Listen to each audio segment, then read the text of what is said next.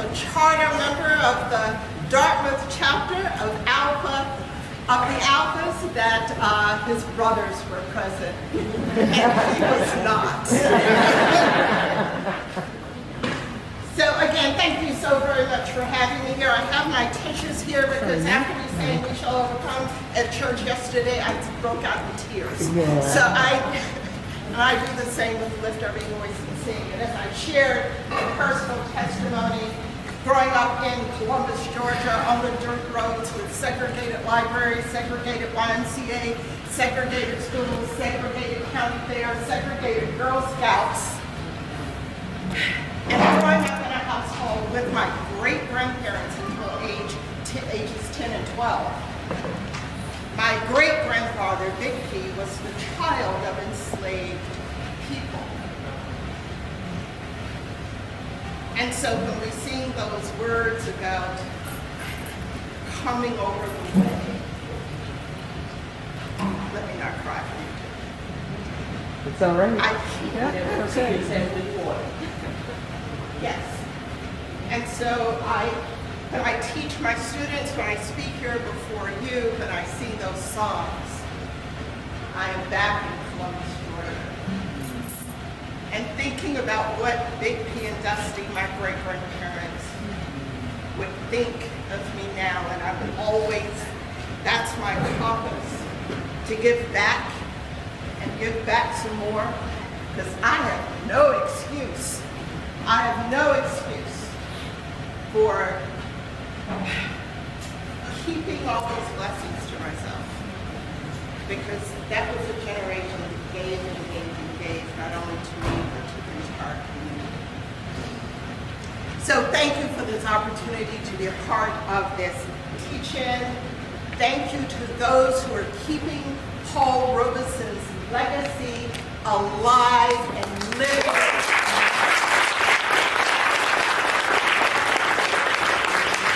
Because we need that kind of activism. We need that kind of courage. We need an entire community still fighting the good fight for social justice in this country. And maybe we can say we need it more than ever, perhaps. I'm especially honored to be here to talk about the women's place at the center of the civil rights movement, organization, strategies, and activism, because it reminds us that in New Jersey, we strive to produce an inclusive curriculum where young scholars see their own humanity affirmed and they learn to embrace the humanity of all people. In doing so, we plant in our young scholars the ideals that our democracy has not yet fulfilled, the promise of liberty and justice for all.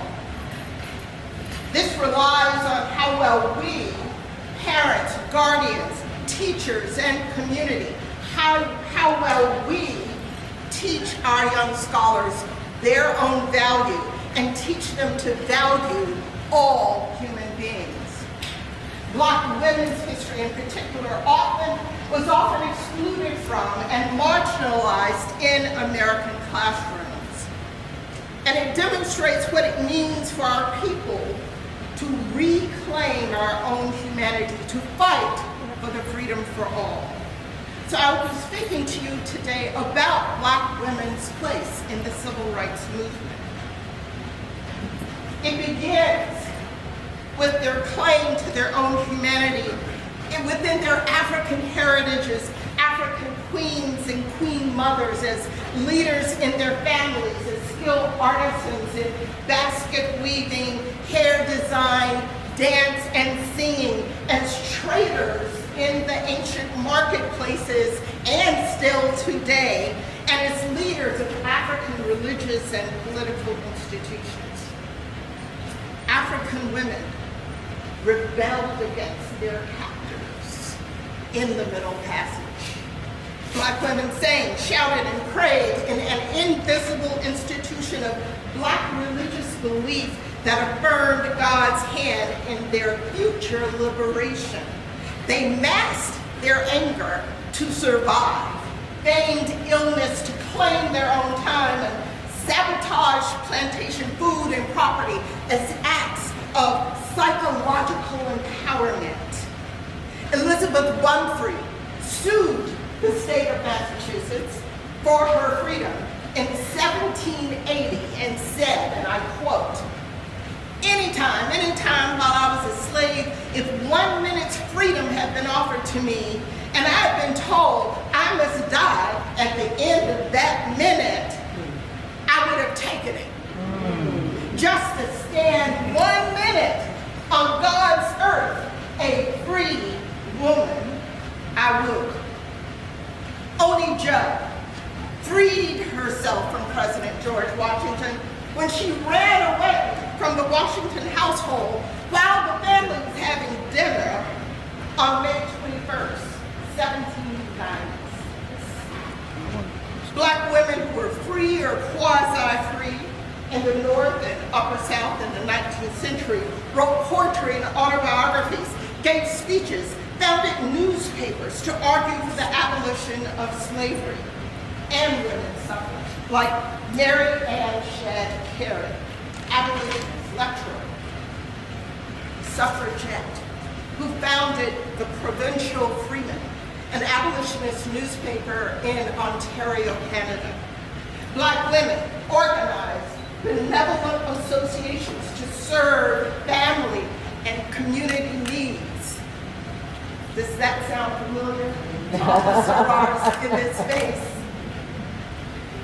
Black women formed literary societies for intellectual engagement.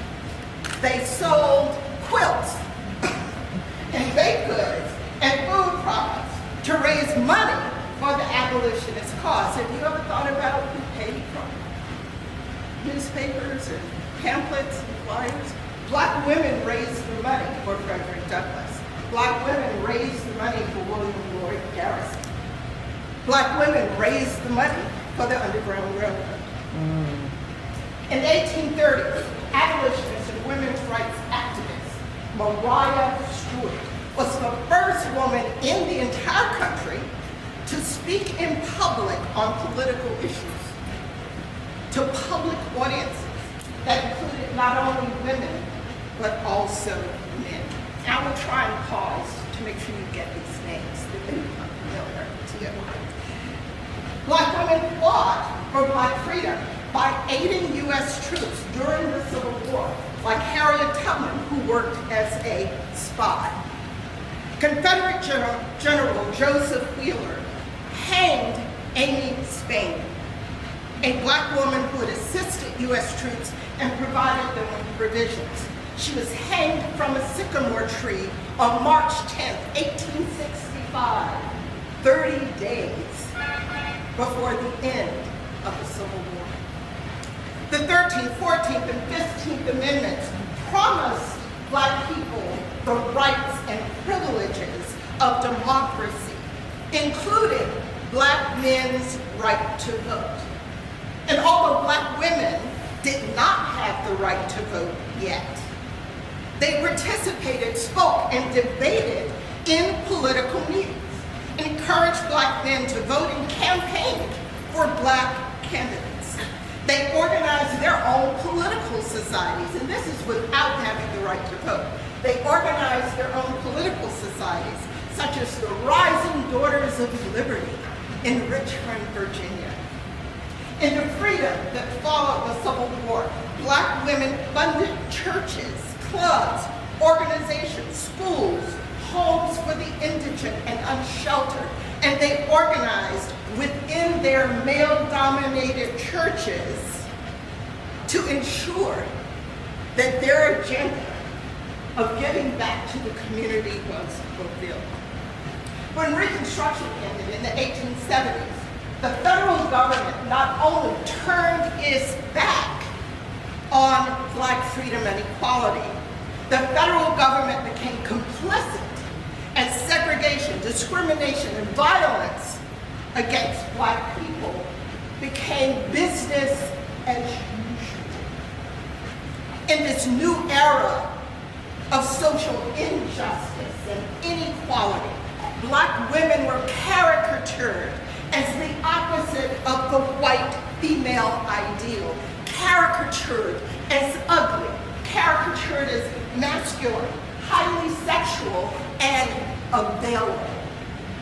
Black women responded to the new and old forms of discrimination in these caricatures by organizing in new ways, including forming the first national civil rights organization.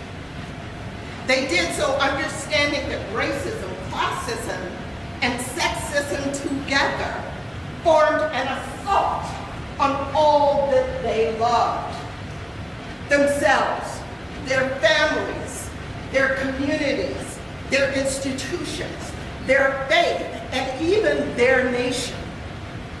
The National Association of Colored Women, founded in 1896 with the motto, "Lifting as we climb," to uplift all Black people and to fight for women's suffrage and equality. It had 50,000 members, 50,000 members by 1914, and 1,000 clubs nationwide. Many of these same women who founded the national organizations for Black women were also powerful organizers in the Black church. They were founders of organizations such as the NAACP. They were founders of Black sororities like Mary Church Terrell, and founders of the National Urban League. Black women also played a significant role in the union movement by unionizing domestic workers, and in helping to create the first African-American union, the Brotherhood of Sleeping Car Porters, in 1925. Rosina Tucker, the wife of one of the porters and a union leader, visited some 300 porters at their homes in Washington, D.C. She distributed the literature, she recruited members, and she collected dues. She organized the local Ladies Auxiliary, the Women's Economic Council, which raised funds for the union by hosting dances and dinners in Washington.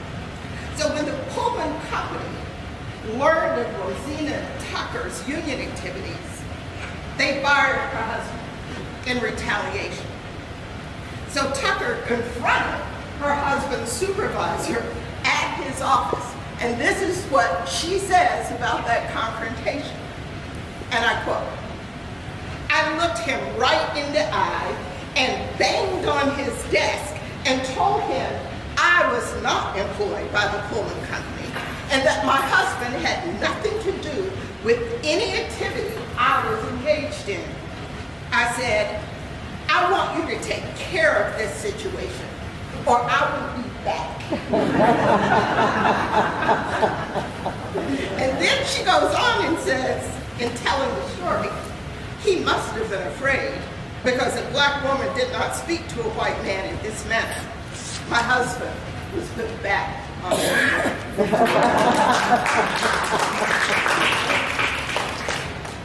This first generation of Black women from the 1880s to the 1920s civil rights organizations left a powerful legacy for those who followed in the 1930s and 1940s, like Fannie B. Beck, who brought together 50 Black women to form the Detroit Housewives League, an organization that combined economic nationalism and Black women's self-determination to help Black families and businesses through the Depression. The League focused on supporting Black businesses, buying Black products, and patronizing Black professionals to keep money in the community. Who does this sound like? Marcus Garvey, right? Sounds just like Marcus Garvey, but we probably don't know Fannie B. Beck. The League she created focused on supporting these businesses and then spread and created new chapters in Chicago, in Baltimore, in Washington, D.C., in Durham, North Carolina, in New York City, in Cleveland, and other urban areas. Historians estimate that the boycotts that this league created around buying only from Black businesses created 75,000 new jobs for Black people. Black women like Mary Church Terrell, first president of the National Association of Colored Women, was also a founder of the NAACP in 1909 and other Black women's organizations. Other Black women launched and led the NAACP's youth program. Black women directed the NAACP's voter registration drives. Ella Baker served as the director of the NAAC branches and built up the organization's membership, including in the South in the 1940s. Mary McLeod Bethune, founder and president of Bethune-Cookman College, brought together 29 Black women's religious, political, social organizations, and Black sororities to form a new national Black women's organization, the National Council of Negro Women, which lobbied against lynching, racial violence, against racist practices in the military and housing and jobs and voting rights. Black women's intersectional lives and their activism was both private, self and family, and also public, community and nation. Mrs. Reese Taylor, a 24-year-old Black mother and sharecropper, was walking home from church in Abbeville, Alabama on September 3rd, 1944, when she was abducted and gang raped by 6 white men.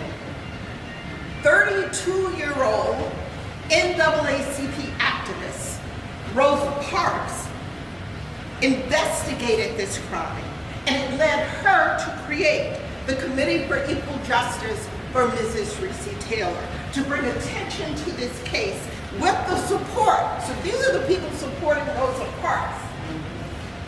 W.B. Du Bois, Mary Church Terrell, and Langston Hughes, among others, are following her. Scholar Danielle McGuire's research argues that it is Rosa Parks' Committee for Equal Justice that formed the foundation of what became the Montgomery Improvement Association, best known for the Montgomery bus boycott. Organized by the Women's Political Council, a local civic organization founded by African American professional women in Montgomery in 1949. The Women's Political Council was dedicated to fostering women's involvement in civic affairs, increasing Black voter registration, aiding women who were victims of rape or assault, and desegregating the city's buses. So this is from 1949. When the group's concerns about these issues, especially busing, were dismissed, their president, Joanne Robinson, began laying plans for a bus boycott by the city's African American community. So when Rosa Parks was arrested in December 1955, Robinson and her women associates launched the boycott plans they had already put into place. Most of the Black bus riders and boycotters in Montgomery were Black women who had gone to jobs as domestic workers in white homes. So although we know about this bus boycott that established Reverend Dr. Martin Luther King Jr. as a powerful, eloquent, inspiring national figure and spokesperson for the civil rights movement, it is not an exaggeration. It is not an exaggeration for us to conceive of the boycott as a Black women's movement that combined the Women's Political Caucus, Mrs. Parks' existing organization, and the mass movement of Black women who boycotted buses for almost a year with the support of the entire Black community. The civil rights movement of the 1950s and 60s then was shaped by people like domestic workers in Montgomery, ordinary people taking extraordinary action. This included Black mothers and communities mourning for and protesting against the all too familiar past and present death of a Black child as the victim of racial violence. In 1955, Mamie Teal Mobley's son, Emmett, visited his cousins in Money, Mississippi, and was brutally murdered at the age of 14.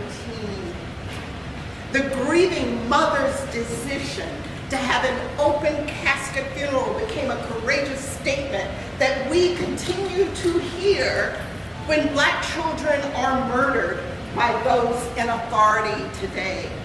Black people know that this is our child.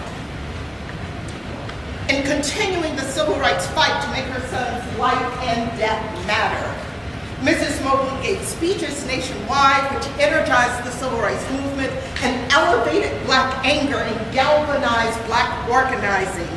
Membership in the NAACP soared because of her.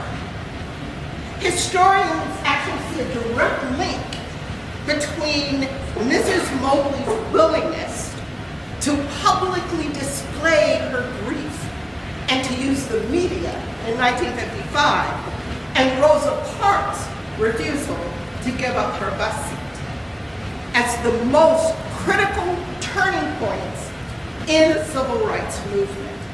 And that it's these two actions by these two, we would call them ordinary, extraordinary Black women, that actually leads a new generation into the Black power movement. On February 1, 1960, a group of Black college students from North Carolina A&T University refused to leave a Woolworth's lunch counter in Greensboro, North Carolina, where they had been denied service. The Southern Christian Leadership Conference and NAACP organizer, Ella Baker, left the Southern Christian Leadership Conference where she was working for King. She left SCLC after the sit-ins to assist the new student activists because she viewed them as a more radical resource than Dr. Martin Luther King and ministers. So it's Ella Baker who organized a meeting in April 1960 that created the Student Nonviolent Coordinating Committee. SNCC members then joined with activists who core the Congress of Racial Equality to organize the 1961 Freedom Rides. You see this connection between Black women's activism and the kind of spark it lights in launching entire nationwide movements. In 1964, SNCC helped create Freedom Summer, an effort to focus national attention on Mississippi's racism and to register Black voters. One of the most forceful leaders then who emerges from SNCC's work is Mississippi sharecropper Fannie Lou Hamer. Her forced sterilization in 1961 and the 1962 SNCC voting rights campaign in Mississippi set her on the path of civil rights leadership when she and 17 of her neighbors dared to go and register to vote, which for her resulted in her being put off of the plantation where she actually worked as a bookkeeper. As one of the founders of the Mississippi Freedom Democratic Party in early 1964, Fannie Lou Hamer ran for Congress, representing her party and helped train volunteers for the 1964 Freedom Summer, which brought hundreds of college students to Mississippi to work for voting rights. That same summer, Fannie Lou Hamer infamously challenged the Credentials Committee of the Democratic National Convention. And what she said were these words, and I quote, "If the Freedom Democratic Party is not seated now, I question America. Is this America, the land of the free and the home of the brave, where we have to sleep with our telephones off the hooks because our lives be threatened daily, because we want to live as decent human beings in America?" So when Democratic officials offered 2 at-large seats to the party representatives, Fannie Lou Hamer said, "We didn't come all this way to no 2 seats." Hamer's appearance throughout the 1960s raised money for civil rights organizations. She took the lead in lawsuits in Mississippi for the first elections, which resulted in large numbers of black voters being registered and eligible to vote for the first time in 1967. She organized plaintiffs for school desegregation lawsuits, and she was involved in the Start a Head Start programs in Mississippi. The black struggle for human rights blurred, as you can see, the boundaries between college students and sharecroppers for the same cause. Diane Nash was one of the most powerful student leaders and organizers in the 1960s. When she left Chicago to attend Fisk in Nashville, this is what she said her experience was, and I quote, "I started feeling very confined and really resented it. Every time I obeyed the segregation rule, I felt like I was somehow agreeing I was too inferior to go through the front door or to use the facility that the ordinary public would use," end quote.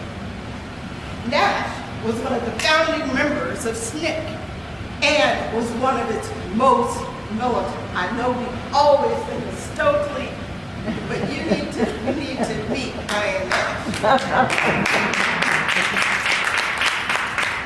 When violence, as you know, the fires and threats stopped the first freedom ride in Alabama, Diane Nash was insistent that they continue.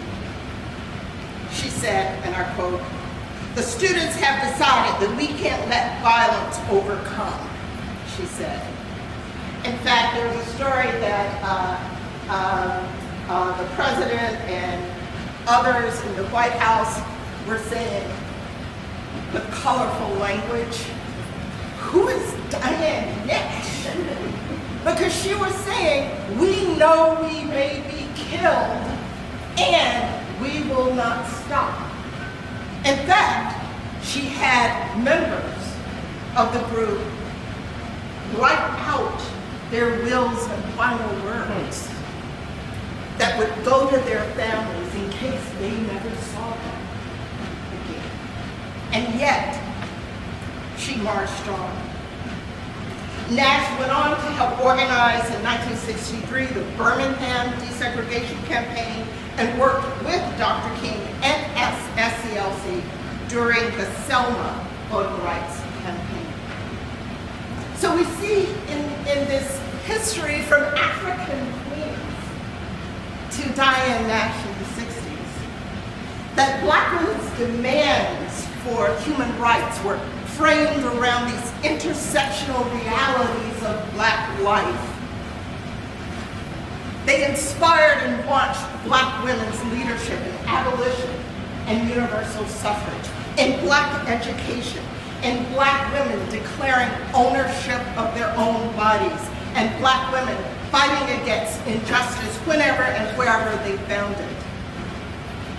Elizabeth Bumfrey, Marianne Shedd, Odie Judge, Mariah Stewart, Harriet Tubman, Sojourner Truth, Mary Church Carroll, Rosina Tucker, Mary McLeod Bethune, Rosa Parks, Ella Baker, Diane Nash, would be proud that their legacy lives on in the 21st century.